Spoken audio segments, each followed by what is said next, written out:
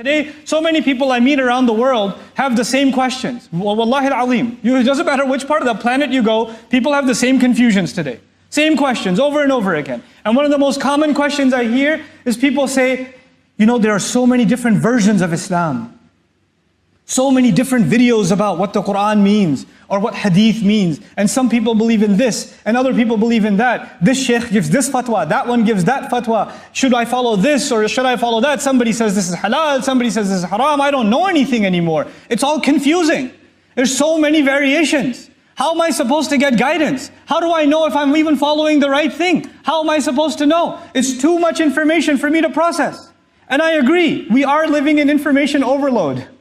We are. We are bombarded with so many different perspectives, even within Islam. Look at the audience that is sitting in this hall. Even though we're locals from this area, most of us, the way that you've learned about Islam from the person next to you is very different.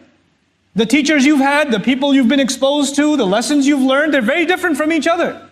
So there's a lot of variation in how we are exposed to Islam, and a person gets overwhelmed and says, how am I supposed to know if I'm even following the right thing? And you know what? This ayah is the answer. I don't guarantee guidance, and YouTube doesn't guarantee guidance. And Google doesn't guarantee guidance. And people don't guarantee guidance. It is our hope that Allah Himself will give me personally guidance. Guidance will not come from anywhere else.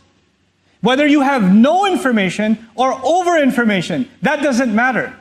That Allah will guide you to the right course depends on how much you asked Allah, not anyone else. And once you ask Allah, you don't have to be nervous anymore, because you have absolute certainty that Allah will give you guidance. He does not turn anyone away. Getting guidance from Allah is not difficult. It is not difficult. Allah has opened the door of guidance wide open for those who seek it. We just have to be people who seek it. That's it. I mean, this ayah belongs to Surah Al-Kahf, and I can't talk enough about Surah Al-Kahf, as is evidenced in this khutbah. But these Ashabul Kahf, these people of the cave that we read about every Friday, these people have no prophet around them, no alim around them, no sheikh around them, no sahabi around them. They're by themselves, and they live in a village where everybody worships idols. And they come to a conclusion that, you know, there can only be one God. They don't even know how to say it, and we can't worship these things. لَن نَدْعُوَ مِن دُونِهِ إِلَهًا. We can't worship other gods. And that was enough for Allah to guide them. With no knowledge. With no revelation, nothing. That was enough for Allah to guide them, and guide them so much that today, people who study the deen for years and years and years, study tafasir of these young men who knew nothing compared to the ulama that learned from them. Because they got Allah's guidance.